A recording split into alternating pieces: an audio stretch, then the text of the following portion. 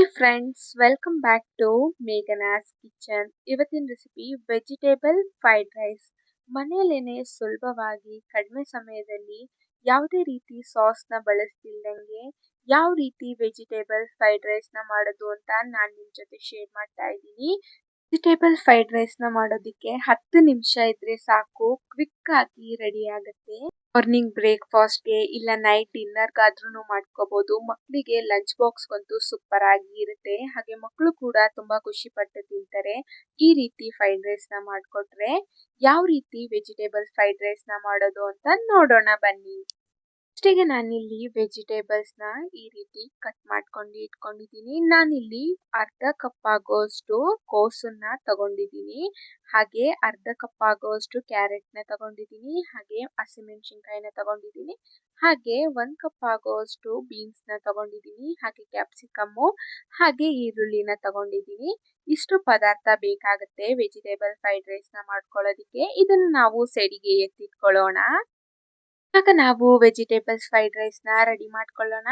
ಬಾಣಲಿಗೆ ನಾನಿಲ್ಲಿ ಒಂದು 6ರಿಂದ 7 table spoon ಅಷ್ಟು ಎಣ್ಣೆನ ಹಾಕೊತಾ ಇದ್ದೀನಿ.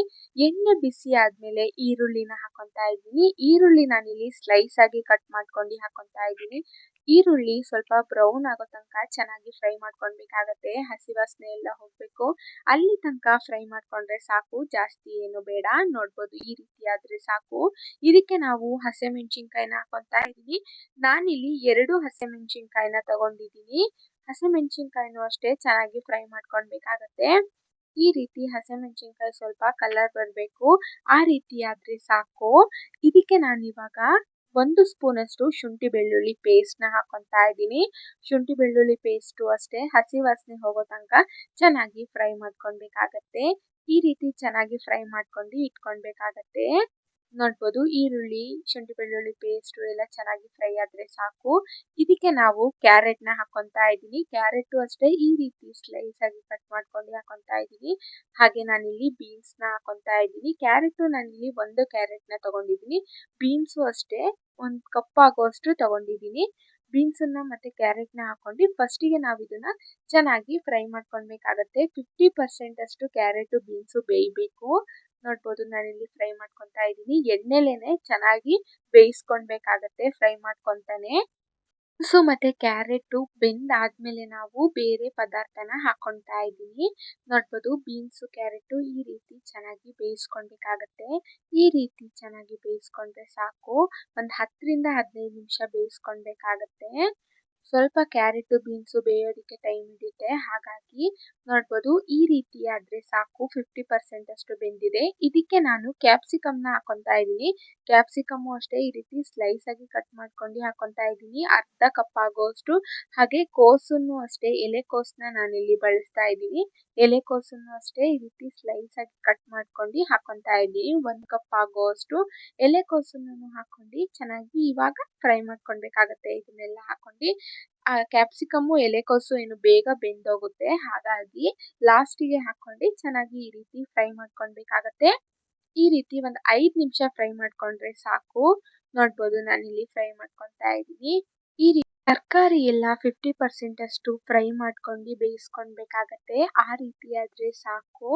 ನೋಡ್ಬೋದು ಈ ರೀತಿ ಚೆನ್ನಾಗಿ ಒಂದು 50% ಅಷ್ಟು ಬೆಂದಿದ್ರೆ ಸಾಕು. ಇದಕ್ಕೆ ನಾನಿವಾಗ ಸ್ವಲ್ಪ ಅರ್ಧ ಸ್ಪೂನ್ ಅಷ್ಟು ಗರಂ ಮಸಾಲಾನ ಹಾಕೊತಾ ಇದ್ದೀನಿ. ಹಾಗೆ ಅರ್ಧ ಸ್ಪೂನ್ ಅಷ್ಟು ಖಾರದ ಪುಡಿನ ಹಾಕೊತಾ ಇದ್ದೀನಿ. ಖಾರ ನೋಡ್ಕೊಂಡ್ಬಿಟ್ಟು ಹಾಕೊಳ್ಳಿ, ನಾವಿಲ್ಲಿ ಹಸಿಮೆಣಸಿನ್ಕಾಯಿನೂ ಕೂಡ ಹಾಕೊಂಡಿದ್ವಿ ಹಾಗಾಗಿ. ಹಾಗೆ ರುಚಿಗೆ ತಕ್ಕಷ್ಟು ಉಪ್ಪನ್ನ ಹಾಕೊಳ್ಳಿ. ಉಪ್ಪು ಎಷ್ಟು ಬೇಕಷ್ಟು ನೋಡ್ಕೊಂಡ್ಬಿಟ್ಟು ಹಾಕೊಳ್ಳಿ. ಇದೆಲ್ಲ ಹಾಕೊಂಡು ಚೆನ್ನಾಗಿ ಮಿಕ್ಸ್ ಮಾಡ್ಕೊಳ್ಬೇಕಾಗತ್ತೆ. ಇವಾಗ ನಾವು ಒಂದು 10 ಮಿನಿಟ್ಸ್ ಅಷ್ಟು ಚೆನ್ನಾಗಿ ಈ ರೀತಿ ಫ್ರೈ ಮಾಡ್ಕೊಂಡು ಇನ್ನ 50% ಅಷ್ಟು ಬೇಯಿಸ್ಕೊಳ್ಬೇಕಾಗತ್ತೆ. ಸ್ವಲ್ಪ ಗ್ಯಾಸ್ನ ಹೈ ಫ್ಲೇಮಲ್ಲಿ ಇಟ್ಕೊಂಡು ಈ ರೀತಿ ಮಿಕ್ಸ್ ಮಾಡ್ಕೊಂತ ಬೇಯಿಸ್ಕೊಳ್ಬೇಕಾಗತ್ತೆ. ಇಲ್ಲ ಅಂತ ಅಂದ್ರೆ ತರಕಾರಿ ಎಲ್ಲ ಸಿಯೋ ಚಾನ್ಸಸ್ ಇರುತ್ತೆ, ಹಾಗಾಗಿ ನೋಡ್ಬೋದು ನಾನಿಲ್ಲಿ ಈ ರೀತಿ ಚೆನ್ನಾಗಿ ಬೇಯಿಸ್ಕೊಳ್ತಾ ಇದ್ದೀನಿ. ಈ ರೀತಿ ಒಂದು 10 ನಿಮಿಷ ಆದ್ರೆ ಸಾಕು. ಈ ರೀತಿ ಚೆನ್ನಾಗಿ ಮಿಕ್ಸ್ ಮಾಡ್ಕೊಂಡ್ಬಿಟ್ಟು ಇದಕ್ಕೆ ನಾವು ರೈಸ್ನ ಹಾಕೊಳ್ಬೇಕಾಗತ್ತೆ. ರೈಸ್ನ ನೀವು ಆಲ್ರೆಡಿ ಕುಕ್ ಮಾಡ್ಕೊಂಡು ಇಟ್ಕೊಂಡಿರ್ಬೇಕಾಗತ್ತೆ. ನೋಡ್ಬೋದು ನಾನಿಲ್ಲಿ ಈ ರೀತಿ ಚೆನ್ನಾಗಿ ಮಿಕ್ಸ್ ಮಾಡ್ಕೊಂಡು ಇದಕ್ಕೆ ನಾನು ರೈಸ್ನ ಹಾಕೊತಾ ಇದ್ದೀನಿ. ನಿಮಗೆ ಎಷ್ಟು ಬೇಕಷ್ಟು ರೈಸ್ನ ಹಾಕೊಂಡು ಇದಕ್ಕೆ ನಾವು ಒಂದು 2 ಸ್ಪೂನ್ ಅಷ್ಟು ಪೆಪ್ಪರ್ ಪೌಡರ್ನ ಹಾಕೊತಾ ಇದ್ದೀನಿ. ಪೆಪ್ಪರ್ ಪೌಡರ್ನ ಈ ರೀತಿ ರೈಸ್ ಮೇಲೆ ಹಾಕೊಂಡು ಆಮೇಲೆ ನಾವು ಮಿಕ್ಸ್ ಮಾಡ್ಕೊಳ್ಬೇಕಾಗತ್ತೆ. ಪೆಪ್ಪರ್ ಪೌಡರ್ನ ಹಾಕೊಂಡು ಚೆನ್ನಾಗಿ ಮಿಕ್ಸ್ ಮಾಡ್ಕೊಳ್ಬೇಕಾಗತ್ತೆ. ಉಪ್ಪೇನಾದ್ರೂ ಸ್ವಲ್ಪ ಕಮ್ಮಿ ಅನ್ಸಿದ್ರೆ ಸ್ವಲ್ಪ ಉಪ್ಪು ಹಾಕೊಂಡು ಕೂಡ ಚೆನ್ನಾಗಿ ಮಿಕ್ಸ್ ಮಾಡ್ಕೊಳ್ಳಿ. ಹಾಗೆ ರೈಸ್ ಜೊತೆಗೆ ವೆಜಿಟೇಬಲ್ಸ್ನ ಕರೆಕ್ಟಾಗಿ ಮಿಕ್ಸ್ ಮಾಡ್ಕೊಳ್ಬೇಕಾಗತ್ತೆ. ರೈಸ್ನ ಹಾಕೊಂಡ್ಮೇಲೆ ಗ್ಯಾಸ್ನ ಕಂಪ್ಲೀಟ್ ಆಗಿ ಲೋ ಫ್ಲೇಮಲ್ಲಿ ಇಟ್ಕೊಂಡು ಈ ರೀತಿ ಚೆನ್ನಾಗಿ ಮಿಕ್ಸ್ ಮಾಡ್ಕೊಂಡು ಒಂದು 2 ನಿಮಿಷ ಚೆನ್ನಾಗಿ ಬೇಯಿಸ್ಕೊಳ್ಬೇಕಾಗತ್ತೆ. ಮಿಕ್ಸ್ ಮಾಡ್ಕೊಂಡಾದ್ಮೇಲೆ ನೋಡ್ಬೋದು ನಾನು ಇಲ್ಲಿ ಈ ರೀತಿ ಚೆನ್ನಾಗಿ ಮಿಕ್ಸ್ ಮಾಡ್ಕೊತಾ ಇದ್ದೀನಿ. ಈ ರೀತಿ ಚೆನ್ನಾಗಿ ಮಿಕ್ಸ್ ಮಾಡ್ಕೊಳ್ಳೋದ್ರಿಂದ ರೈಸ್ಗೆ ಕರೆಕ್ಟಾಗಿ ಪೆಪ್ಪರ್ ಹಾಗೆ ವೆಜಿಟೇಬಲ್ಸು ಕರೆಕ್ಟಾಗಿ ಸೇರ್ಕೊಳ್ಳುತ್ತೆ. ಆವಾಗ ರುಚಿ ಕೂಡ ಹೆಚ್ಚಾಗುತ್ತೆ. ಹಾಗಾಗಿ ನೋಡ್ಬೋದು ನಾನಿಲ್ಲಿ ಈ ರೀತಿ ಚೆನ್ನಾಗಿ ಮಿಕ್ಸ್ ಮಾಡ್ಕೊತಾ ಇದ್ದೀನಿ. ಈ ರೀತಿ ಚೆನ್ನಾಗಿ ಮಿಕ್ಸ್ ಮಾಡ್ಕೊಂಡು ಇಟ್ಕೊಳ್ಬೇಕಾಗತ್ತೆ. ಇದಕ್ಕೆ ನೀವು ಬೇಕಿದ್ರೆ ಮೇಲ್ಗಡೆ ಸ್ವಲ್ಪ ಕೊತ್ತಂಬರಿ ಸೊಪ್ಪನ್ನ ಹಾಕೊಂಡು ಸರ್ವ್ ಮಾಡ್ಕೊಳ್ಬೋದು. ಸೂಪರ್ ಆಗಿ ಇರುತ್ತೆ. ಒಂದು 2 ನಿಮಿಷ ಈ ರೀತಿ ಮಿಕ್ಸ್ ಮಾಡ್ಕೊಂಡು ಲೋ ಫ್ಲೇಮಲ್ಲಿ ಇಟ್ಕೊಂಡು ಬೇಯಿಸ್ಕೊಳ್ಬೇಕಾಗತ್ತೆ. ನೋಡ್ಬೋದು ನಾನಿಲ್ಲಿ ಮೇಲ್ಗಡೆ ಕೊತ್ತಂಬರಿ ಸೊಪ್ಪನ್ನ ಹಾಕೊತಾ ಇದ್ದೀನಿ. ಕೊತ್ತಂಬರಿ ಸೊಪ್ಪನ್ನ ಹಾಕೊಂಡು ಚೆನ್ನಾಗಿ ಈ ರೀತಿ ಮಿಕ್ಸ್ ಮಾಡ್ಕೊಂಡು ಗ್ಯಾಸ್ನ ಕಂಪ್ಲೀಟ್ ಆಗಿ ಆಫ್ ಮಾಡ್ಕೊಂಡ್ರೆ ಸಾಕು. ನೋಡ್ಬೋದು ಎಷ್ಟು ಸೂಪರ್ ಆಗಿ ವೆಜಿಟೇಬಲ್ ಫ್ರೈಡ್ ರೈಸ್ ರೆಡಿ ಆಗಿದೆ ಅಂತ. ನೋಡ್ಬೋದು ನಾನಿಲ್ಲಿ ಸರ್ವ್ ಮಾಡ್ಕೊತಾ ಇದ್ದೀನಿ. ಎಷ್ಟು ಸೂಪರ್ ಆಗಿ ರುಚಿಯಾಗಿ ವೆಜಿಟೇಬಲ್ ಫ್ರೈಡ್ ರೈಸ್ ರೆಡಿ ಆಗಿದೆ ಅಂತ. 10 ಮಿನಿಟ್ಸ್ ಇದ್ರೆ ಸಾಕು ಈ ರೀತಿ ಸುಲಭವಾಗಿ ವೆಜಿಟೇಬಲ್ ಫ್ರೈಡ್ ರೈಸ್ನ ಮಾಡ್ಕೊಳ್ಬೋದು. ಜಾಸ್ತಿ ಟೈಮ್ ಕೂಡ ಹಿಡಿಯೋದಿಲ್ಲ, ಹಾಗೆ ಜಾಸ್ತಿ ಪದಾರ್ಥಗಳನ್ನು ಬೇಕಾಗಿಲ್ಲ. ಯಾವುದೇ ರೀತಿ ಸಾಸ್ನ ಬಳಸ್ತಿಲ್ದಂಗೆ ಸಿಂಪಲ್ ಆಗಿ ರುಚಿಯಾಗಿ ಈ ರೀತಿ ವೆಜಿಟೇಬಲ್ ಫ್ರೈಡ್ ರೈಸ್ನ ನೀವು ಮಾಡ್ಕೊಳ್ಳಿ. ಸೂಪರ್ ಆಗಿ ಇರುತ್ತೆ. ಮಾರ್ನಿಂಗ್ ಬ್ರೇಕ್ಫಾಸ್ಟ್ಗಾದ್ರೂ ಮಾಡ್ಕೊಳ್ಬೋದು, ಇಲ್ಲ ನೈಟ್ ಡಿನ್ನರ್ಗಾದ್ರೂ ಮಾಡ್ಕೊಳ್ಬೋದು, ಅಥವಾ ಮಕ್ಕಳಿಗೆ ಲಂಚ್ ಬಾಕ್ಸ್ಗಾದ್ರೂ ಮಾಡ್ಕೊಳ್ಬೋದು. ಸೂಪರ್ ಆಗಿ ಇರುತ್ತೆ. ಮಕ್ಕಳು ಕೂಡ ತುಂಬ ಖುಷಿಪಟ್ಟು ತಿಂತಾರೆ ಈ ರೀತಿ ವೆಜಿಟೇಬಲ್ ಫ್ರೈಡ್ ರೈಸ್ನ. ಈ ರೆಸಿಪಿನ ನೀವು ಒಂದ್ಸತಿ ಟ್ರೈ ಮಾಡಿ, ಹಾಗೆ ಹೇಗಾಗಿತ್ತು ಅಂತ ಕಮೆಂಟ್ ಬಾಕ್ಸಲ್ಲಿ ತಿಳಿಸಿ. ಈ ವಿಡಿಯೋ ನಿಮ್ಗೇನಾದರೂ ಇಷ್ಟ ಆದರೆ ಲೈಕ್ ಮಾಡಿ, ಶೇರ್ ಮಾಡಿ.